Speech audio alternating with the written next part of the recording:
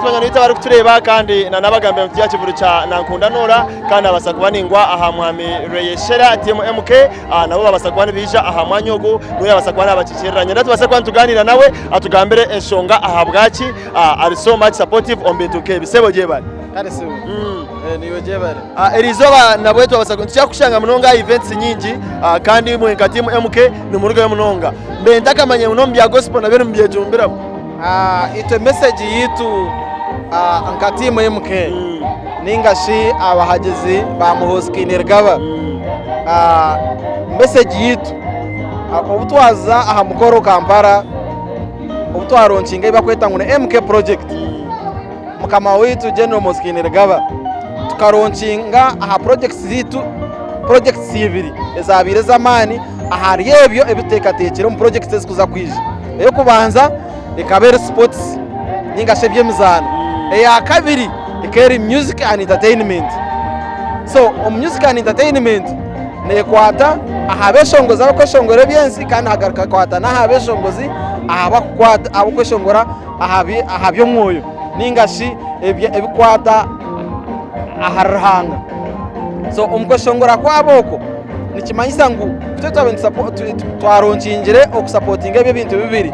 ntiyo kubikuraterera na munonga hati nyoni ndiko mu Western region Norah Nankunda na rwo mu Western region kandi kindi Norah ni member wa team MK yes nawe ni member wa team MK so okwija kumuhagira real echo cyaba kishikire kandi kindi nabwe no mushongozi murungi na ishongoraje na jwaraje aho kuba ibyo nabyo tugezaho kubyegesa abantu abo na jwaraje kandi umuntu ine ekitindi so mbantu so ku umuntu ngogwe kurija tukamuhagera nikiza kwegesana nabandi abo kutandika music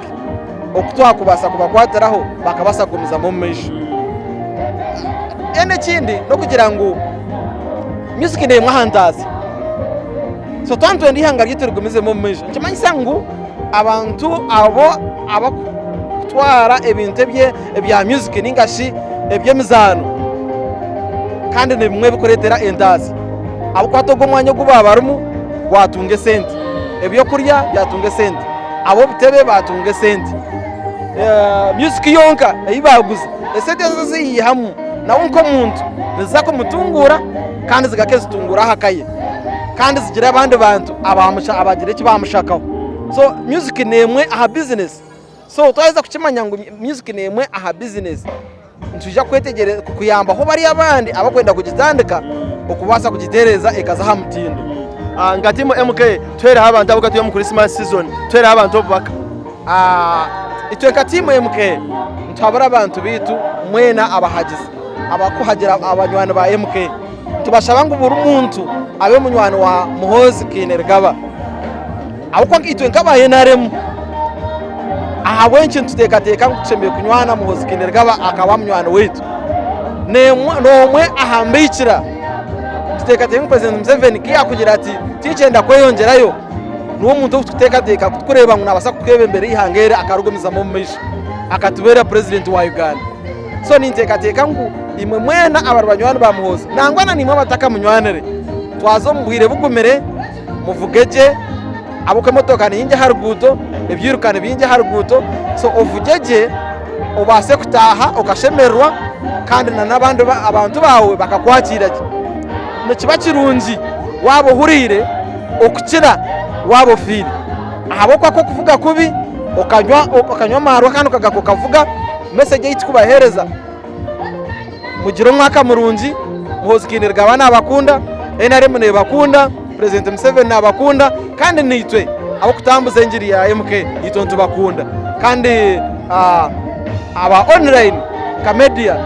ntubasima abo kuba muri mugo mukora n'umurungi kusiya abantu message kandi muhamizaho awarhanga nihangari yanje mwebare mnonga mukureba ninga tuters tutsezi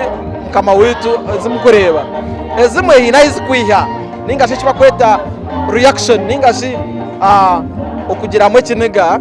umuntu kuza aha okamureba noreba nka aramunka abo kubana ureba bamujuma bagira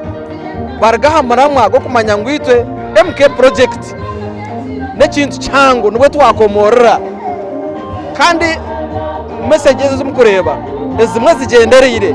ahabo kwara habo abatandikire umurwanisa indirect kandi bariyo mu kibina nico kimwe cya NRM so kurgayo akaba reacting aho indirect abirashikire aho ko muntu wena turi human muntu wena no basa umuntu nasa kugamba ho kubi umugiro kuwamagarika mu kugira ngo acendeze kandi ahabagambirire bacenderize ababo abakugezaho kumwatakinga indirect bakwehindura bawayizeka ningashi bakwehindura abageze munonga aka twena tuyo mu NRM twena tuyo mihangari ya Uganda so umuhozi kinergaba nawe no munya Uganda kandi ntekateka tine ikigwire bishanozo byona byine ebyo kubasa kwa president konkata karigire karangira ati nyindo bwa president ngo kubamwe bakugendana bakitambuza munonga kwenda ngo batungirehe byabo nangwa nabamwe bino bwoba nibatekateka ngo engere yagizire ngo nanda kurwanisa corruption na president Museveni wenka kacegamba yajya tumuzanira hari nje wimwe abakwiba konka murohozi takwija kwikirizo ejenyi bayanyu bushuma bwanyu takwija kubutororetinga so abamwe nibareba ngo nyincha kare nabasobutija kwikirizo obushuma bwabo engere bariyo niboiba abamu mu government so nico bakuteka tekera ngo ukiya kwija takuza kuturemesa kwiba nico bamwe bakumurwanisa konka nintekateka ngo ntwenda omuntu orukubasa kurete bakweta ngo zero tolerance corruption kurengo yawo yarwanisa corruption rero umuntu yatunga amiza gasheme kutunga amarwaro amashomero na nebindi kintu cyo kugamba ngwine cyaro kwenda kurete kurangira umuntu of course itwenka MK project nakujya ngutine projects nyingi so ejo nayo mugitegereze abo kwawe no kujimanya kakamanda witu wa team MK so echakwenda kurangira no bunkuba ninkimanya tinguza kukibagambira ko ninza kuba nakifungura konkane na echakuza kutugambira ni kimwe aha program za MK project nabajyango MK project ni project mpango hari projects nyingi so imo mutegereze project naija kugirangira ngo kumunaneriya mwabe mutakujimanya kutwagiye kuyagirangirire so niyenda kubamanyisa ngo muhumure kandi cyakuzagamba nekikuyamba ihanga nekikugasira ihanga kandi cyabanya Uganda aho kamwana numukimanya ngo Jesha he's the most loved person ningashi nomwe aha munyeto okirizeyo kundwa abanya Uganda nangwa tana mu Uganda yonka naharengo wa East Africa nangwa na Africa akwatini hangari yagiremo ukareba ruyare atine reception nunji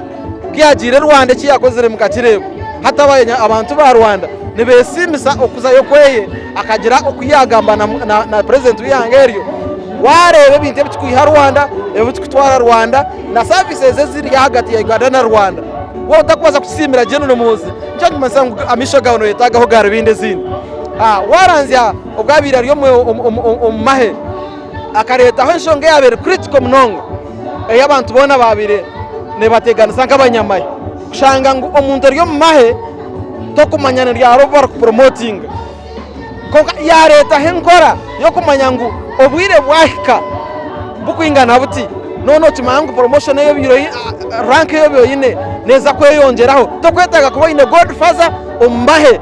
ngo kwenyima cyabire kiri ushanga ngo umuntu ahine kubanza kwijika but now kutukurebe nkora ngejo kibanyisa ngo ubuzima kandi kindi nuwo wenka utukureba nka generational leader echa kabiri unifier niyo shonga nkuru munongo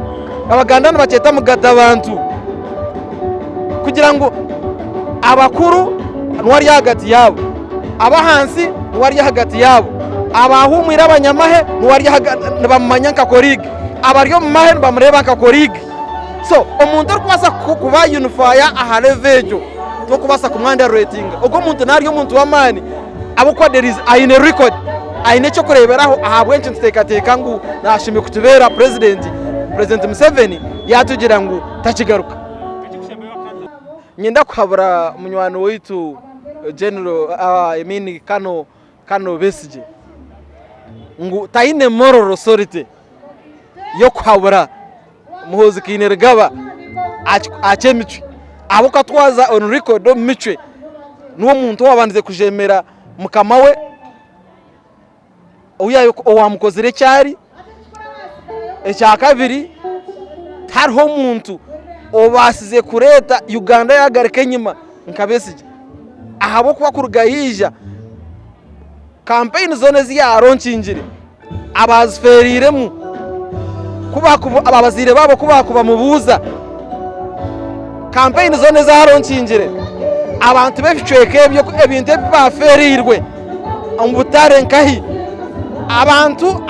campaign zaziyaronkingire heine history omnya Uganda. In fact Uganda sente spendingire aha kutereza obutabanguko obu Beisgye yaretsira aha kuruga yatandika kwesimba ogwe taine moral authority nakaki okubasa kugamba aha misho ya General Muhoozi. In fact omboko habura Muhoozi Beisgye tashime kubarumu kuyaho barenu ba panicking ako hata now debate has changed. Debate changing leta bakaba manyiriye kurra opposition manya NRM hati debate eri hagati y'abantu bashatu eri hagati ya NRM eri hagati ya Muhoozi eri hagati ya President Museveni hati now Uganda nensi yona ne discussing ebintu bishatu kandi byona ne kinteje ne discussing President Museveni discussing Muhoozi discussing NRM atiwe hurorebe hati cyo kibati wakupanikinga nco kureba panikinga hati nibagamba bingi nkenda yenjojo so really hawa abantu abatine moral authority kugamba aha mico ya Muhoozi n'aba opposition cya kabiri boko kotar mushuma kanagure kufurupanga kukingo wanje yokorotar mushuma ekiri kutonganisa niki boka n'aba opposition kandi bamureba nkatine mugasho kandi bamureba nkotine mani wa they panicking nikimaisa ngubatinira manage boko wenu bareba ngu taine mani nibamudiscussing ngira cyabwe cyageshan bo bakudiscussing yuwaro umuntu yatanga kudiscussing ngo kimaisa ngu emotoka eri kutambura niyo kwimsya mchuchu so really taro abo opposition bona mbagitirini tine ino moral authority yo kugamba ahari General Muhoozi cyo kurebera hati wahurira umuntu ari kujya ngunanda kwebembera abanya Uganda ngunabakunda akagenda akaza kutabaza mbazungu ngo pipeline eri kutwara amashita ibaye nibombeka kutereza amashita ngo yemerere pipeline nekozesa abantu emitwaro gumwene kicweka omutwaro gumene chweka gwine families nibenda kurya nibenda kunywa wayemereza emirimo mutwaro gumene chweko muyihanga hata bweno gakano gambera abanyayiganga no bakunda none ningira ngo haraho abasibwe bashime gukora bakore batashime gukora nahabwe cyo mu rubo tarimo karungi kona so tiro shime kuba nabahurikiza tiro shime kuba nabahereza na attention mwe bare mnonga